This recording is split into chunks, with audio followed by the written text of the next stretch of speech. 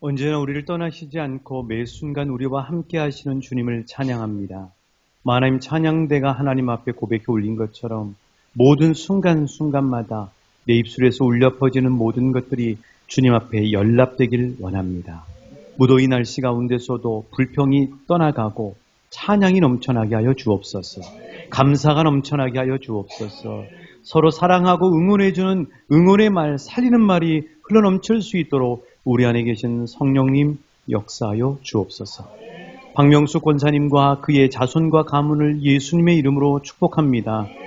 권사님에게 정말 순수한 마음을 주신 주님, 사랑하는 여종의 기도를 듣고 계시는 주님, 여종의 기도를 들으시되 간절히 오매불망하는 사랑하는 따님과 아드님 그리고 모든 자손들이 주께 돌아와 예수 잘 믿는 축복을 허락하여 주옵소서.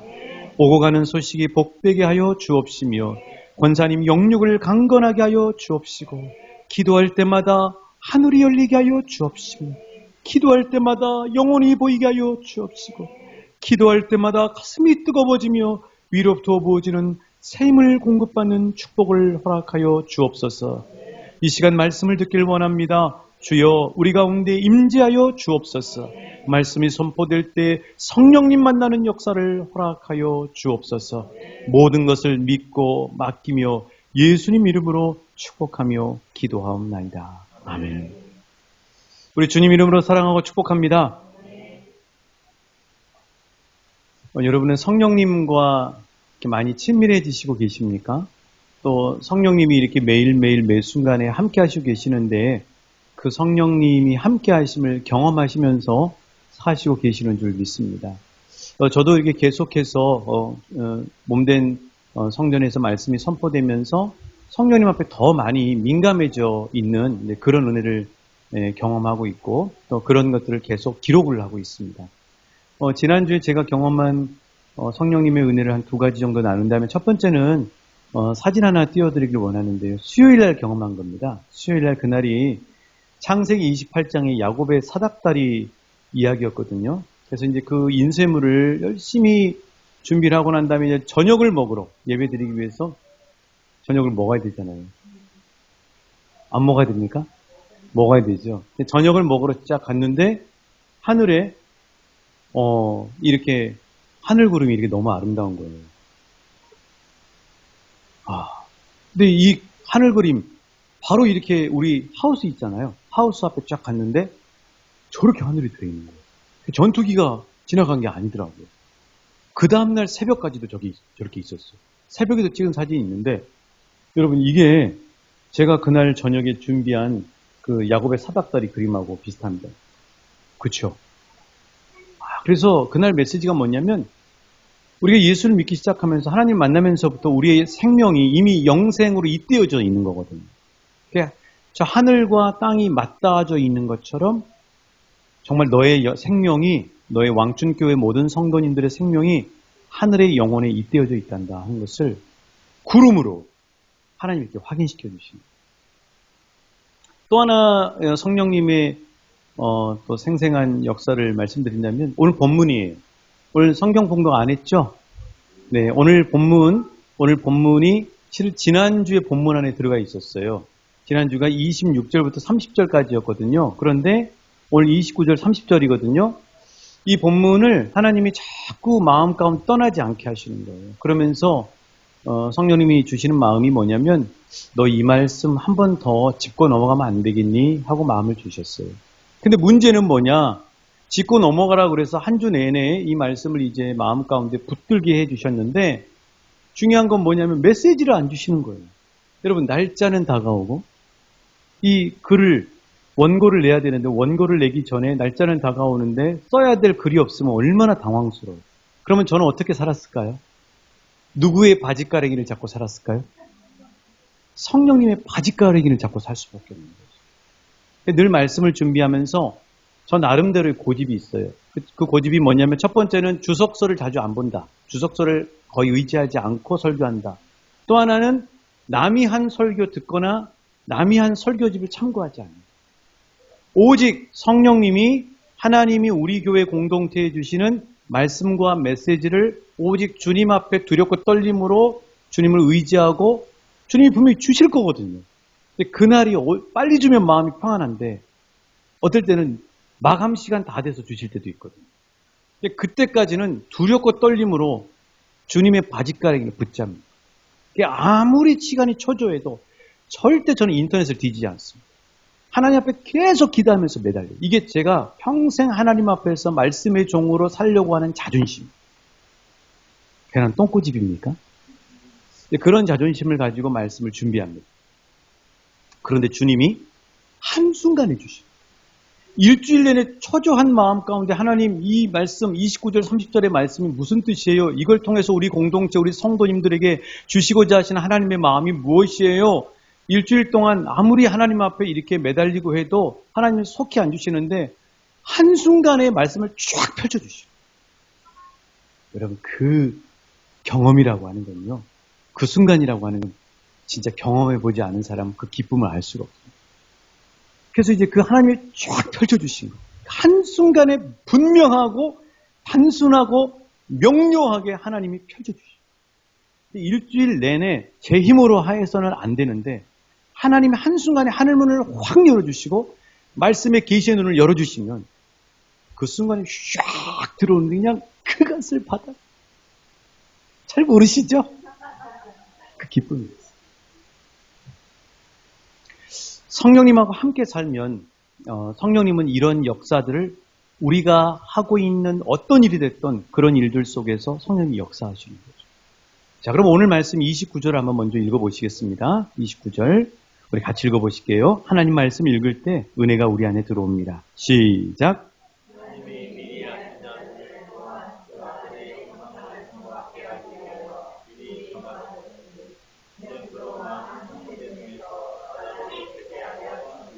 아멘.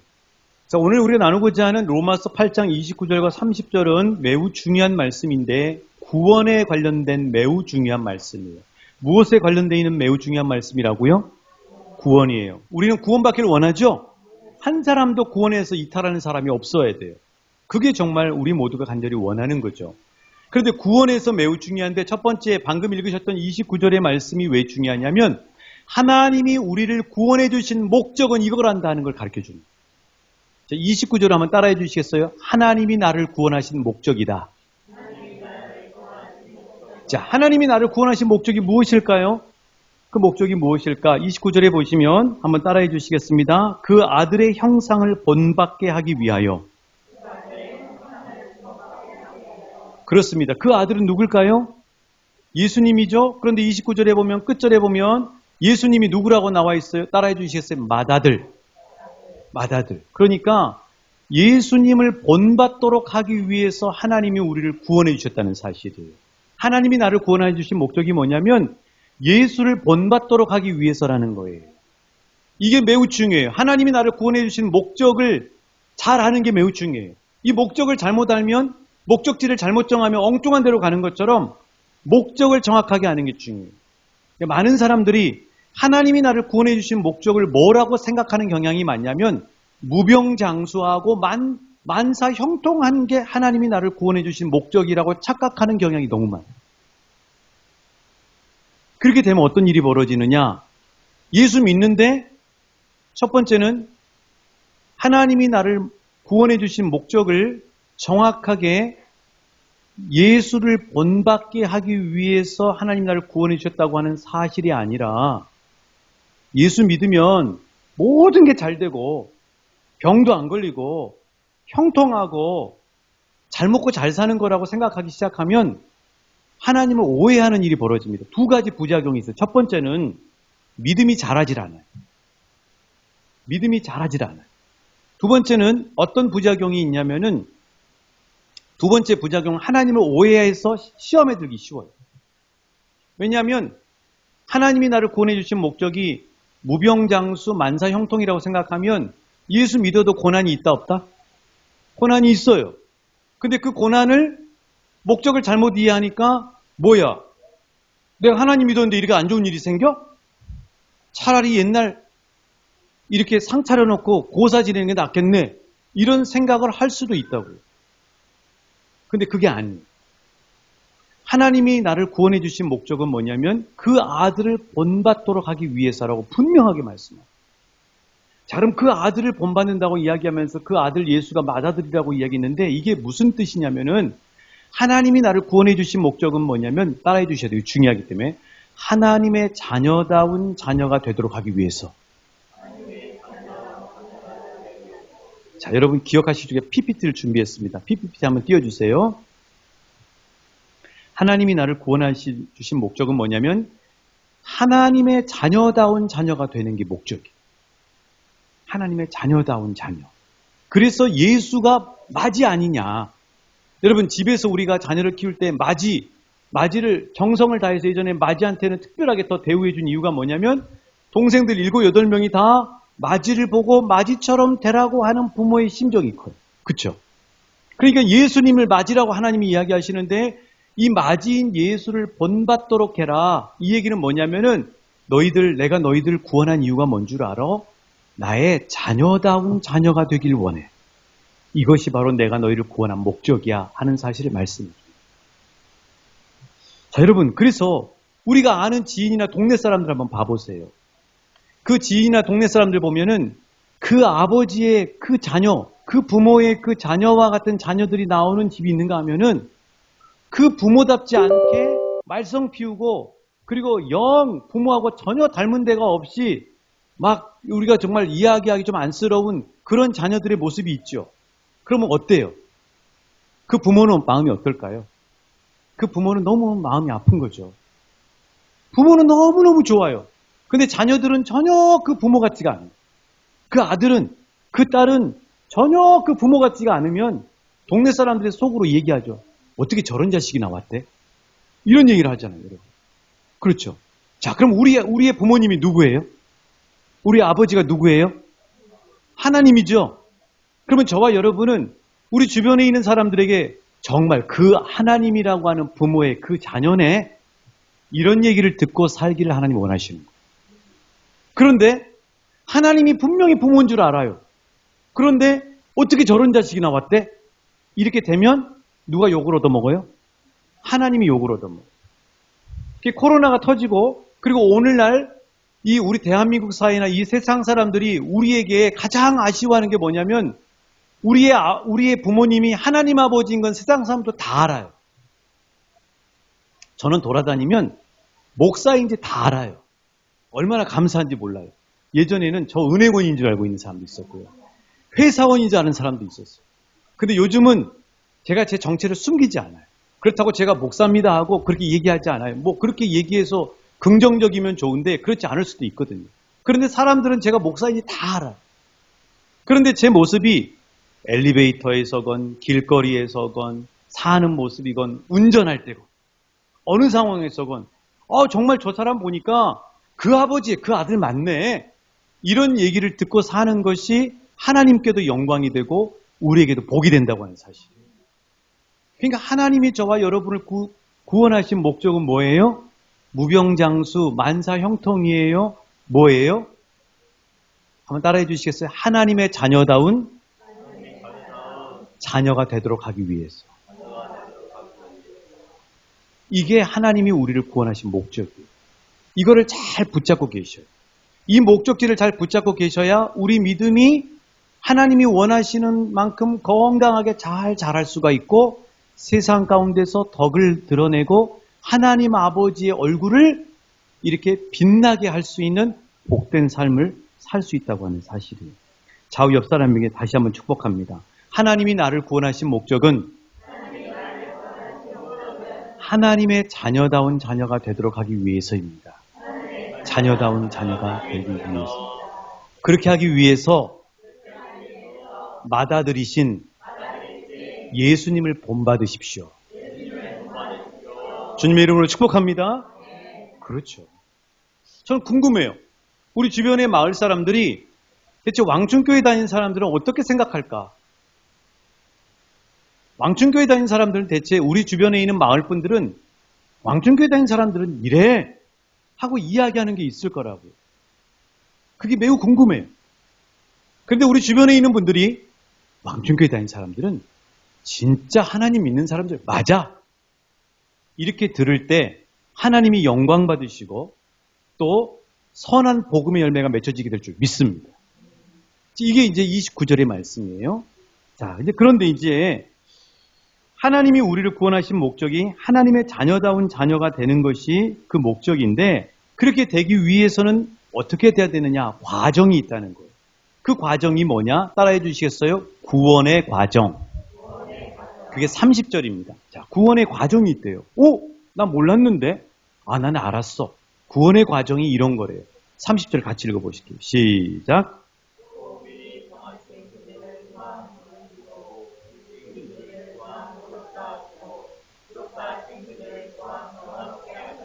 그렇습니다.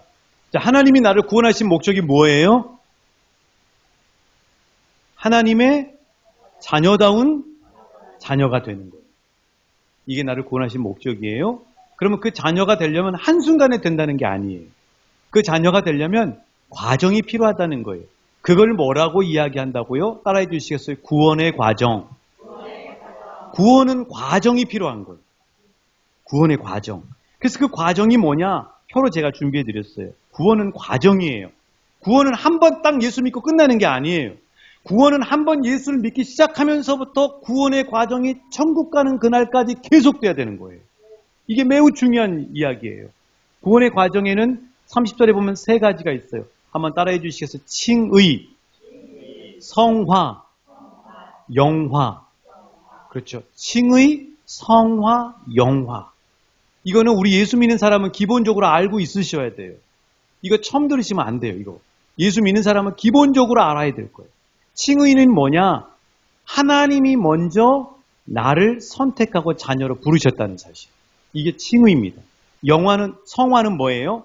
하나님의 자녀다운 자녀가 되어가는 거를 성화라고 해요. 거룩해진다는 거죠. 그래서 거룩, 구별됨이란 말하고 같은 말이에요. 영화는 뭐냐? 하나님의 영광의 잔치에 승리해서 참여하는 게 영화예요. 구원은 과정이에요. 구원은 칭의, 성화, 영화라고 하는 과정을 거치는 거예요.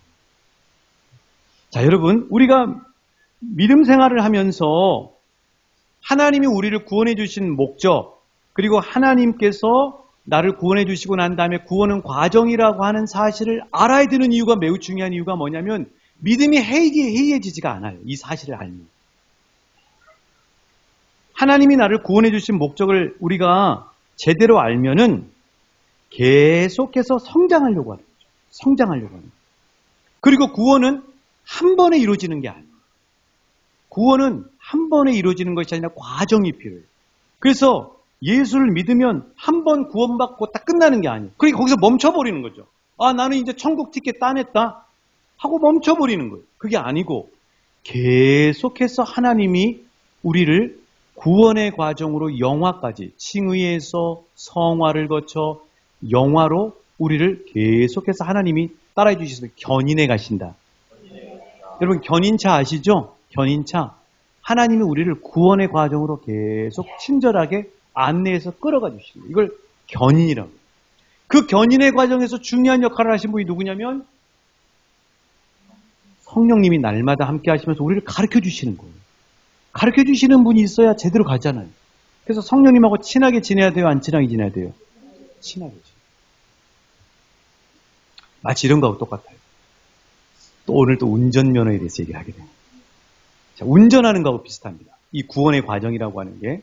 자, 우리가 이제 운전을 하려면 맨 처음에 뭘 따야 돼요? 운전 면허증을 따야 되죠. 그래서 이제 학원에 가서 연수도 받고 하면서 시험, 필기시험도 준비하고 해서 운전면허증을 따야 돼요. 그렇죠. 그런데 운전면허증을 땄어요. 야, 나 운전면허증 한 번에 땄다. 우리 교회 목사님은 25분 만에 합격했는데 나는 한 번에 땄다. 좋아요. 축하해드릴 수 있어요. 그런데 한 번에 운전면허증을 따고 난 다음에 어떻게 해야 돼요? 그 다음에는 연수를 받고 차를 사든지 해가지고 운전을 직접 해야 되죠. 그런데 운전면허증은 땄어요. 나 한 번에 땄어. 그러고 난 다음에 운전 안 하면 그거 무슨 면허증이라 그래요? 장롱면허증이라 그러죠. 그렇죠. 그러니까 우리가 면허증을 딱 따면 그 다음부터는 이제 차를 사서 차를 누가 주던 사던 그 차를 타고 운전을 해요. 그러면 처음에 운전할 때는 조심조심 두렵기 때문에, 재밌기도 하지만 두렵기 때문에 이제 우리 집 주변의 길거리부터 다니기 시작하는 거죠. 1번 도로부터 다니기 시작하는 거예요. 1번 도로 다니다가 조금 운전이 더 붙으면 이제 뚝방길도 가보는 거죠. 왜냐하면 뚝방길은 또 코스가 또 이렇게 높으니까 그 뚝방길도 가보는 거죠. 지금 운전하시고 계시죠? 뚝방길을 가는 거예요. 거기서 멈추면 돼요? 안 돼요? 안 되죠. 계속 이제 운전해서 가는 영역이 넓혀져야 되는 거예요. 좀 자신감이 더 붙은 거예요. 그래서 이제 삼내 장날인 3일과 8일에 저 삼내 장날 안내하는 홍보위원 아닙니다. 삼내 장날에 삼내 시장까지 끌고 가는 거예요. 금마장에 끌고 가는 거죠. 그래서 늘어나는 거예요. 반경이 넓혀지는 거예요. 그러다가 이제 어디까지 넓혀지냐면 전주까지 차를 끌고 가요. 익산 시내까지 끌고 가요. 운전 이제 할만하네? 편안하네? 막 이제 경험이 쌓이겠죠? 운전하는 여러 가지 방법들도 지혜도 늘어나겠죠? 그러면 이제 서울로 친척집에도 가기도 하고요. 부산에 저 해운대 여행도 가기도 하고요. 그 다음에 이제는 더 큰 맘 먹고 대각선으로 가장 멀리 있는 동해바다를 가야 돼. 야, 동해바다를 보러 가자! 하고 운전하고 와서, 야, 동해바다로. 운전하고 동해바다로 가가지고, 동해바다가 쫙! 나는 자유인이다! 나는 하나님의 자녀다! 하고 외치고 스트레스로 쫙 날리고, 그 다음에 집에 이렇게 안전하게 돌아오는. 그렇게 돼야 되겠죠? 그러니까 운전면허증을 따서 계속해서 이게 경험이 늘고 다니는 반경이 넓혀지면서 확장이 되는 거죠. 자, 예수를 믿는 구원의 과정도 이거예요. 내가 예수님을 믿기 시작하면 천국의 시민권이 확보되고 거기서 끝나버리면 안 됩니다. 근데 천국의 시민권, 예수를 믿으면 구원 받거든요. 천국 가거든요. 그런데 거기서 자라지 않고 멈춰버립니다. 그게 아니라 운전 면허증을 따고 난 다음에 계속 운전해가는 차의 반경이 넓혀지듯이 우리가 예수를 믿으면서 신앙이 삶 속에서 계속 운전하듯이 연말을 하고 삶 속에서 적용을 하면서 말씀대로 살면서 우리가 계속 신앙의 깊이가 넓어지고 깊어지고 해나가면서 성숙해져 가야 되는 거죠. 마치 과일이 자두가 파랬다가 아주 먹음직스러운 자색 빛이 나는 자색으로 이렇게 익어 나가는 것처럼 저와 여러분의 믿음이라고 하는 열매가 계속해서 먹음직스럽고 탐스럽게 빛이 빛나게 익어가야 되는 거죠. 그게 바로 구원의 과정이라고 합니다. 그래서 이 구원의 과정에 세 가지가 아까 말씀드렸는데 뭐가 있다고요? 따라해주세요. 칭의, 성화, 영화. 자, 그럼 칭의가 뭐냐? 칭의가 바로 오늘 본문 30절 보시면 또 미리 정하신 그들을 또한 부르시고 라고 하는 말씀이에요. 미리 정하신 그들을 부르시고. 무슨 말씀이냐면은 미리 정하신 거예요. 누가? 29절 보시면 하나님이 미리 하신 자들을 또한 미리 정하셨으니 누가 부르신 거예요? 하나님이 나를 부르신 게 칭의예요. 내가 알라도 있고 부처도 있고 저기 점집도 있고 이렇게 해서 많은 신들 가운데 하나님을 내가 선택한 게 아니에요. 그게 아니고 하나님이 나를 먼저 아시고 하나님이 나를 자녀 삼기로 정하시고 하나님이 나에게 오셔서 나를 선택하셔서 자녀로 부르신 거예요. 내가 선택한 게 아니라고요. 하나님이 나를 미리 정하시고 선택하셨다는 거예요. 이게 칭의예요. 우리가 이 사실을 알 수 있는 게 뭐냐면 구약의 성서에 보면 라합을 알 수 있어요. 라합. 자, 라합은 어느 동네에 살았어요? 여리고성에 살았죠? 여리고성 중에서 누구만 하나님을 믿었어요? 라합만 하나님을 믿었죠? 그러면 라합이 하나님을 선택한 게 아니에요. 누가 라합을 선택하신 거예요? 하나님이 선택하신 거예요. 여리고성에 있는 많은 사람들이 있는데 그 중에 너무 은혜가 되는 게 기생인데 그 천한 기생이고 지저분하다고 생각하는 기생인데 하나님이 그 기생인 라합을 여리고성에서 선택하신 거예요. 선택하셔가지고 하나님이 라합에게 복음을 듣게 하신 거죠. 두 정탐꾼이 왜 여리고성에 있는 많은 집들이 있는데 라합 집에 머물게 하셨어요? 하나님이 너 선택했다는 걸 보여주는 거잖아요. 그렇게 선택하셔서 붉은 줄을 달아서 구원받게 하시고 다윗 왕과 예수님의 조상이 되게 하시고, 라합이 하나님을 선택했어요? 하나님이 라합을 선택했어요? 하나님이 선택했어요. 자, 예수님의 12제자들 봐보세요. 12제자들 보면 그 당시 예수님의 12제자들이 있었을 때 시대는 우리 옛날 조선시대 때 서당처럼 선생님들이 있었어요.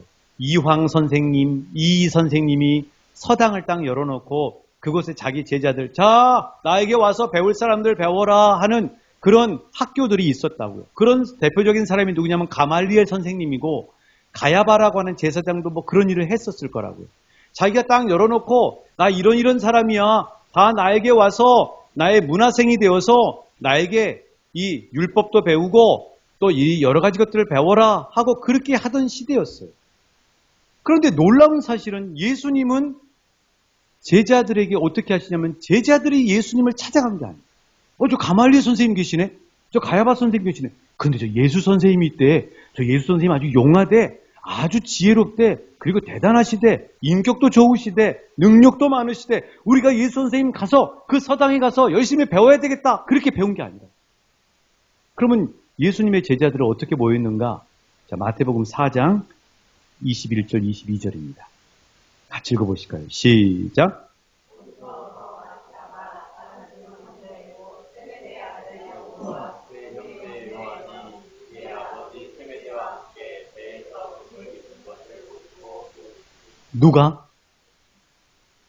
누가 찾아가신 거예요? 제자들은 지금 어디 있었어요? 갈릴리 바닷가에서 고기 잡았어요. 그쵸? 고기 잡고 이제 그물 정리하고 있었어요. 아버지와 함께. 누가 찾아오셨어요? 제자들이 예수님 찾아갔나요? 아니죠. 예수님이 제자들 찾아오셨죠. 갈릴리 바닷가에 찾아오신 거예요. 누가 부르셨어요? 제자들이 예수님 불렀어요? 예수님이 제자들 불렀어요? 예수님이 제자들 불렀잖아요. 그렇죠, 여러분. 그러니까 우리가 교회에 오는 건, 왕춘교회 다니는 것은, 우리가 많은 신들 가운데 하나님을 믿는 것은 내가 선택한 게 아니고 하나님이 먼저 아시고 먼저 정하시고 하나님이 먼저 선택하셔서 자녀 삼아 주신 거예요. 이게 엄청난 감격인 거죠. 하나님은 어떤 분이에요? 온 세상의 왕이시죠? 대통령이 그 사람 임명해도 기분이 좋고 영광이잖아요. 근데 나를 불러주신 분이 누구라고요? 예수님이에요. 하나님이시라고요. 왕의 왕이시라고요. 그분이 나를 찾아오셨다고요. 그분이 나를 먼저 하셨다고요. 그분이 나를 자녀 삼기로 정하셨다고요. 나를 택하셔서 자녀 삼아 주셨어요. 나는 어떤 존재예요? 죄도 많아요. 나는 부족한 게 많아요. 말주변도 없어요. 잘하는 것도 없는 것 같아요. 그런데 감히 기생 라합을 찾아오신 것처럼, 제자들을 찾아오신 것처럼, 저 어부 베드로를 찾아오신 것처럼 누가 찾아오셨다고요? 예수님이 찾아오셨어요. 누가 먼저 부르셨어요? 예수님이 부르셨어요. 그래서 나는 예수님 앞에 부름받아서 이 자리에 왔고, 우리 교회 어떤 분 가운데 어떻게 예수 믿게 되셨어요? 하고 대신방 때 여쭤보니까 교회 종소리를 듣고 교회에 나오시게 되셨어요. 그러면 그분이 콩 까시다가 교회 종소리가 들리니까 아이고 종소리가 너무 영롱해서 내가 교회 가봐야 되겠다 하고 나오셨을까요? 그러면 어떤 일이 벌어져야 되냐면, 교회가 저기 성당 포구마을 갔더니 지금도 종을 치더라고요. 점심때 되면 딱 종을 치더라고요. 너무너무 소리가 좋은 거예요. 그러면 그 종소리를 마을 사람들이 다 듣겠죠. 그러면 내가 들었다고 생각하면은 마을 사람들 다 교회 나오셔야 돼요. 그렇죠? 근데 다 안 나오잖아요. 그런 일이 있으면 얼마나 좋겠어요. 우리 종 만들까요? 그게 아니에요. 함께 하시는 성령님이 그분의 귀를 열어주신 거예요. 하나님이 그 종소리가 들리면서 그 종소리가 찬송가로 하면은 예수가 나를 부르는 소리, 그 음성 종소리다. 오라 오라 방황치 말고 오라. 그 종소리가 쫙 울리는 순간에 한 번도 그 전에 예수를 알지도 못했는데 성경책도 안 읽었는데 하나님이 그 마음을 확 열어주시고 그 종소리와 함께 예수가 우리를 부르는 소리로 바꿔주신 거예요. 마음이 찡하고 울리면서 눈물이 나면서 내가 저 왕중교회 한번 가봐야 되겠다 하고 교회 나오시면서 천국을 소유하게 되고 하나님의 자녀가 되는 축복을 누리게 된 거죠. 누가 부르셨다고요? 하나님이 부르신 거예요. 그러니까 하나님이 나를 부르셨다고 하는 사실을 기억하면 세상을 때려치고 나 예수 싫다고 할 수가 없는 거예요. 내가 선택하지 않은 거잖아요. 누가 나를 선택했다고요? 하나님이 선택하신 거예요. 이거하고 똑같은 거죠. 자, 한번 따라해 주시겠어요? 이렇게. 한번 해보세요. 이렇게. 자, 이 오른쪽 손은 하나님의 손입니다. 왼쪽은 내 손이에요. 그런데 누가 여기를 먼저 잡아주셨다고요? 하나님이 잡아주신 거예요. 하나님. 하나님이 잡아주셨는데 내가 놔보세요. 놓여져요? 안 놓여져요? 안 놓여지는 거예요. 하나님은 쉽게 포기하지 않으세요. 하나님은 붙잡고 계속 끌고 가시거든요. 그럼 어떻게 해야 되겠어요? 하나님 손을 놔도 잡아야 되겠죠. 그래서 하나님 손 잡으면 하나님이 견인해 가는 거예요. 구원의 깊은 강물로 견인해 가고요. 하나님 나라로 견인해 가고요. 말씀의 깊은 은혜의 자리로 견인해 가고요. 은혜의 동산으로 견인해 가고요. 계속해서 그분만 믿고 따라가시면 견인해 가면 우리 믿음이 쑥쑥 자라면서 구원이 계속해서 익어가게 됩니다. 그걸 뭐라 그러냐? 따라해 주시겠습니다. 성화. 성화. 그러니까 하나님 손 잡고 가야 되는 거예요. 이 성화라고 하는 과정이 왜 필요하냐면은 한번 딱 예수를 하나님이 감동 주셔서 종소리에 의해서 감동을 주시고 난 다음에 하나님을 딱 믿기 시작하면서부터 자녀의 모습이 나타나는 게 아니에요. 마치 이런 거하고 똑같아요.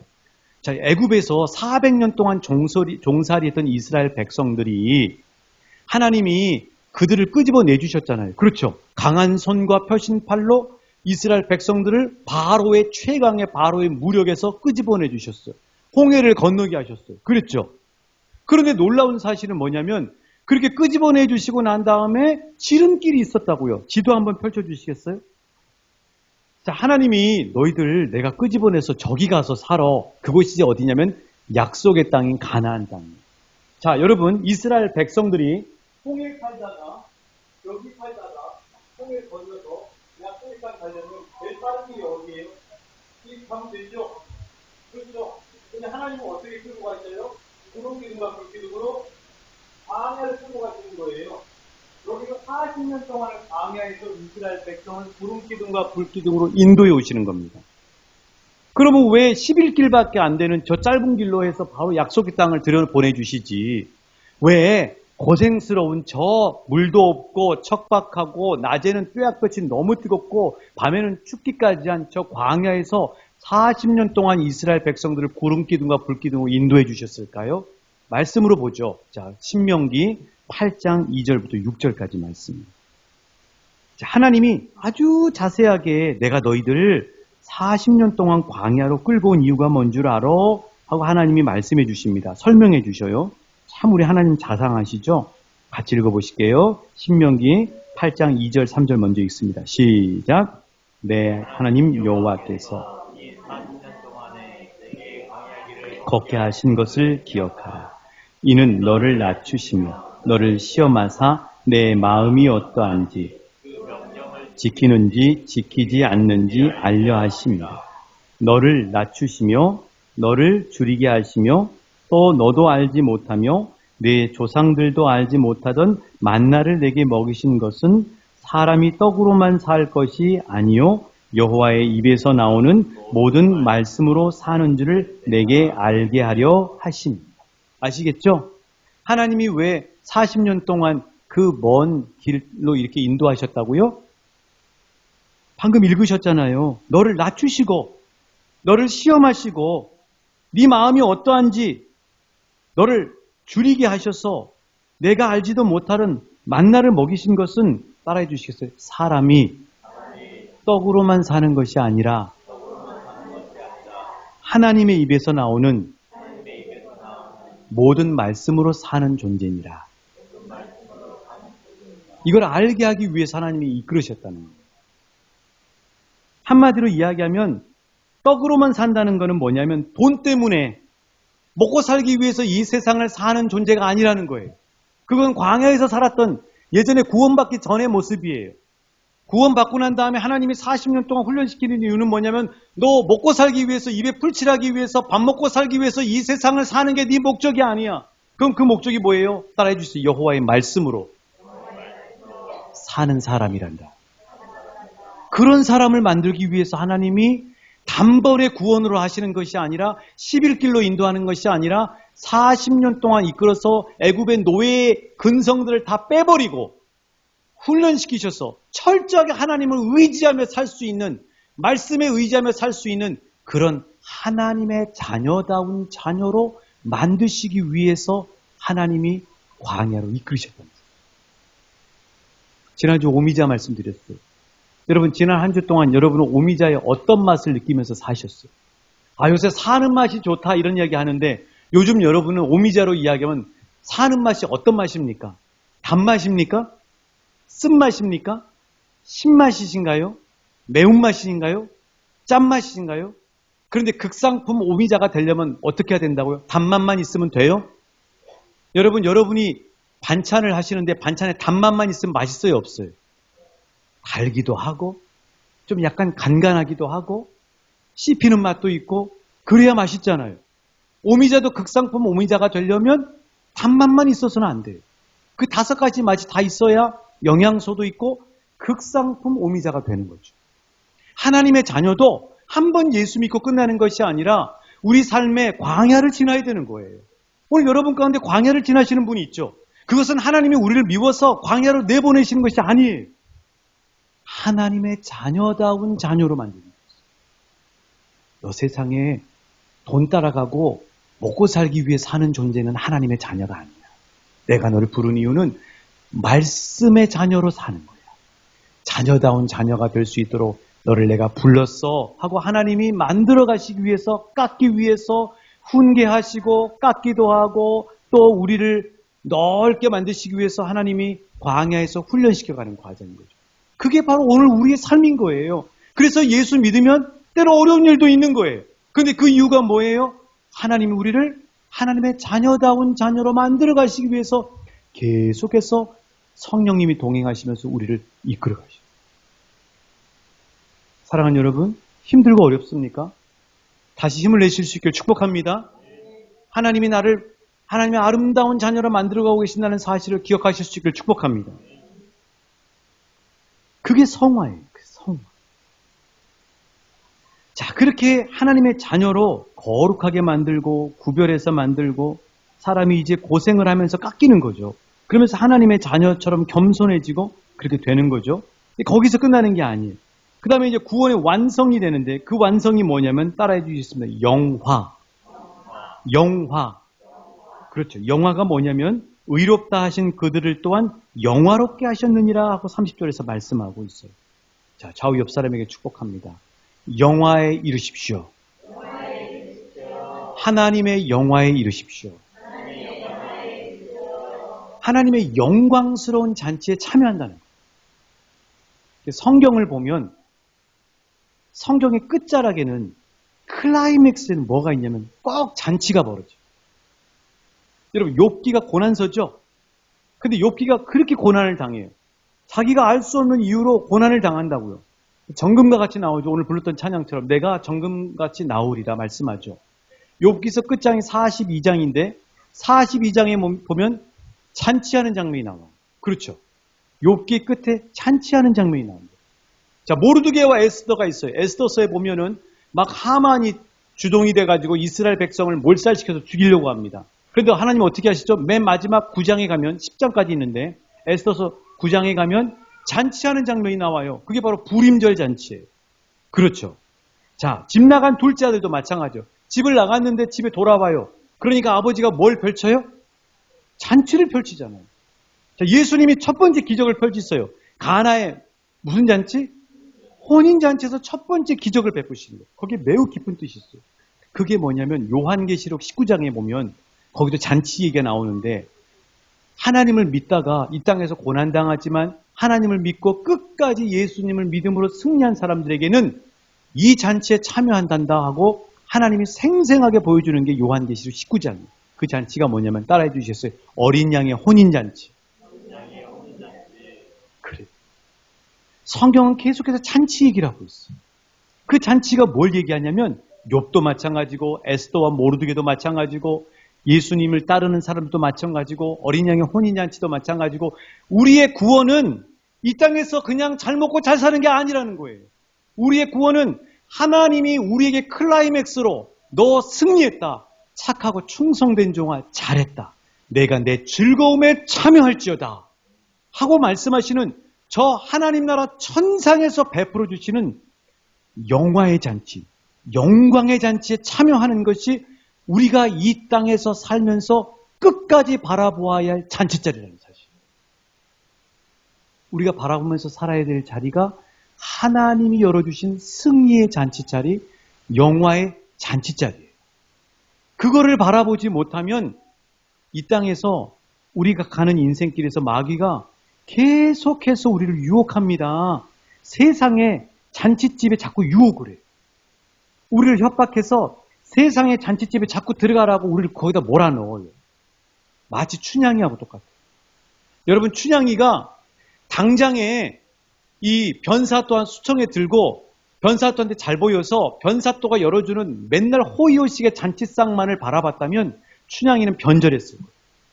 근데 춘향이는 뭘 바라봤냐면 자기 사랑하고 고백하고 약속했던 이몽룡, 자기 미래 신랑이 암행어사 출도요 과거급제 해가지고 와서 승리를 선포하고 열어줄 그 잔치자리, 자기 신랑이 열어줄 그 잔치자리를 바라봤기 때문에 변사또가 중간중간에 수청을 들라고 하면서 유혹했던 그 수청의 매일매일의 영화로운 잔치장에 유혹되지 않고 그걸 이겨나갈 수 있다는 사실. 저와 여러분도 맞아.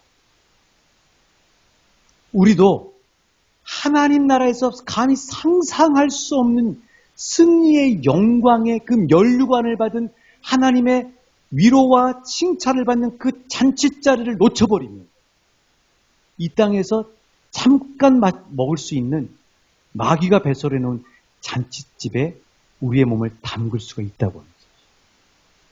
그래서 우리의 구원은 칭을, 성화의 과정인 거죠. 하나님 나라의 영광의 잔치에 참여하는 그날까지 오직 그 땅을 바라보면서 우리를 기다리시고 우리를 위해 중보하시는 하나님 아버지 예수 그리스도를 바라보면서 날마다 함께 하시고 우리를 견인해 가시는 성령님과 동행하면서 믿음의 발걸음을 한 걸음 한 걸음 나가시는 저와 여러분 되시길 주님의 말씀으로 응원하고 축복합니다.